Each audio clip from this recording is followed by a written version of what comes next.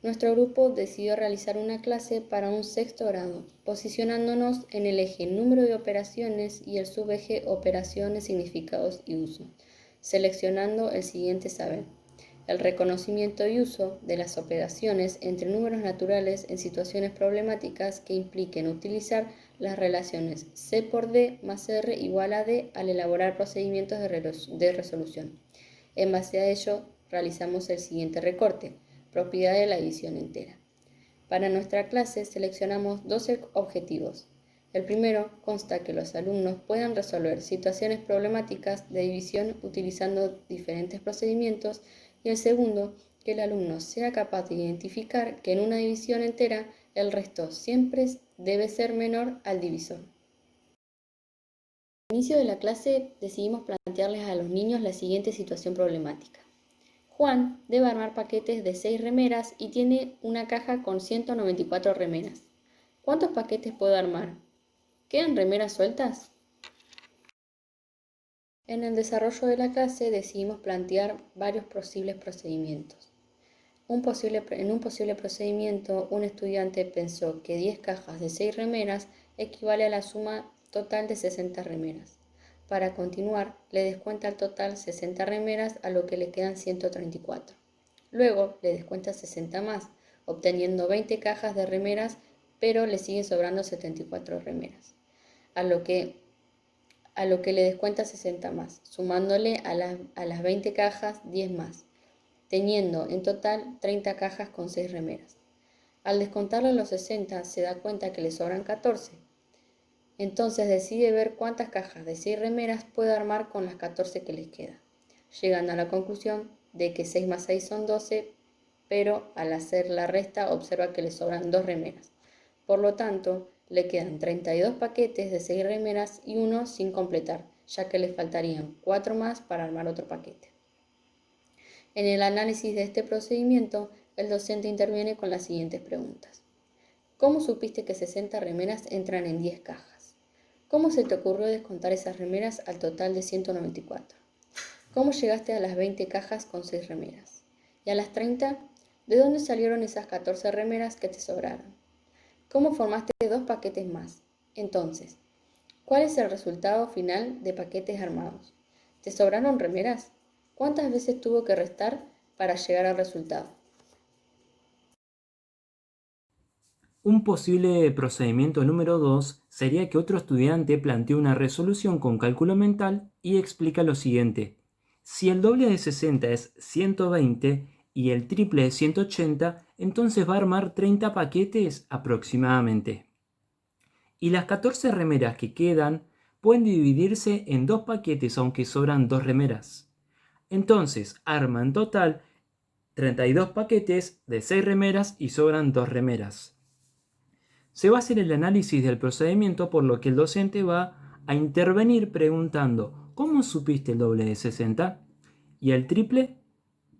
¿Cómo llegaste a saber que son 30 cajas aproximadamente? ¿Y las 14 remeras que te sobraron, de dónde las sacaste? ¿Cómo llegaste al resultado que eran 32 cajas? ¿Por qué te quedaron 2 remeras sin repartir? Bueno, este es uno de los posibles procedimientos. Este es el procedimiento de Sharon. Bueno, Sharon nos cuenta que puso por un lado el 194, porque eran las remeras que tenían que acomodar en la caja. Del otro lado puso 6, porque tenían que ser paquetes de 6 remeras. Yo busqué en la tabla del 6 y sé que 6 por 10 es 60. Entonces puse el 10 debajo del 6. Después multipliqué ese 10 por 6 y me da 60. Entonces, debajo del 194, le resto esos 60. Y me quedaron 134. Después hice lo mismo. Puse 2 veces más el 10, lo iba multiplicando por 6 y después iba restando esos 60. Por último, multipliqué 2 por 6, porque sé que 2 por 6 es 12. Y le resté a 14, entonces me sobró 2. Y no pude seguir dividiendo. Bueno, las posibles intervenciones que le podemos hacer a Sharon, después de que ella haya compartido su resolución, iba a hacer que contara a todo el grupo cómo lo resolvió, en qué pensó. Y le íbamos a preguntar, ¿qué representa esos 194? ¿Qué representa esos 6 que ella puso?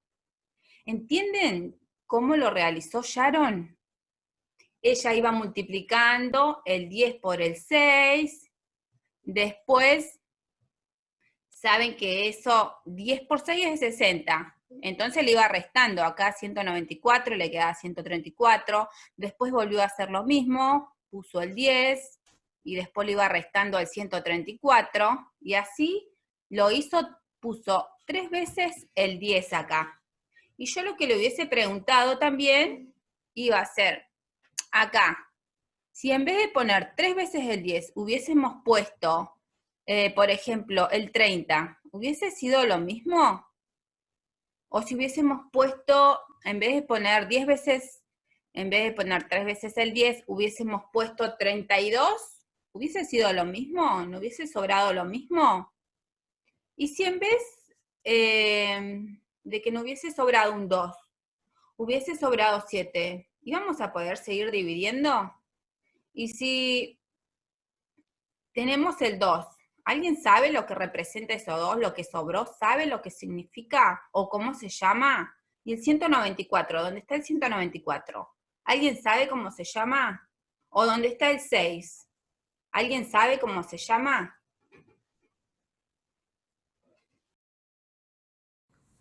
Puesta en común acerca de las resoluciones. Se hará una puesta en común analizando los datos de los procedimientos de la resolución del problema, pero también se va a focalizar que hay muchas maneras de resolver el problema porque la división es la operación que puede resolverse restando, sumando, multiplicando o dividiendo. Además, se pueden utilizar cálculos mentales y también cuentas convencionales de la división. Docente. ¿Todos los procedimientos que vimos eran iguales? ¿Por qué algunos eran más largos y otros más cortos? Grupo clase, posiblemente responderán que todos los que realizaron eran de diferentes maneras, que fue por eso que había procedimientos más largos y otros más cortos. Docente, ¿aparece la cantidad inicial de remeras a repartir? ¿Dónde? ¿Cómo se llama? ¿Qué representa esos 6 que aparecen en los procedimientos? ¿Cómo se llama? ¿Aparece en los procedimientos la cantidad de paquetes que puede armar? ¿Cómo se llama ese número? ¿Aparecen en los procedimientos la cantidad de remeras que sobraron? ¿Cómo se llamaba ese número? Con estas preguntas se pretende de que los alumnos identifiquen las partes de la división. Escribimos las partes y le damos sentido de resolución a cada procedimiento. Escribiremos en un afiche el algoritmo de la división y la resolución de Sharon, pudiendo ubicar las diferentes partes que tiene la división convencional. La docente también le preguntará, si tuviéramos que contarle a algún familiar lo que aprendimos hoy en clase, lo que trabajamos, ¿qué le dirían? Bueno, el grupo clase podrá contestar o posiblemente podrá decir, hoy trabajamos en el área de matemática, resolvimos problemas en donde tuvimos que colocar 6 remeras en cada paquete y teníamos 194 remeras en total. Docente. Y cuando ustedes estaban colocando esas remeras en cada paquete, ¿qué estaban haciendo? Grupo clase. Dividiendo, señor. Docente. ¿Y para qué dividían? ¿Qué querían lograr con dividir?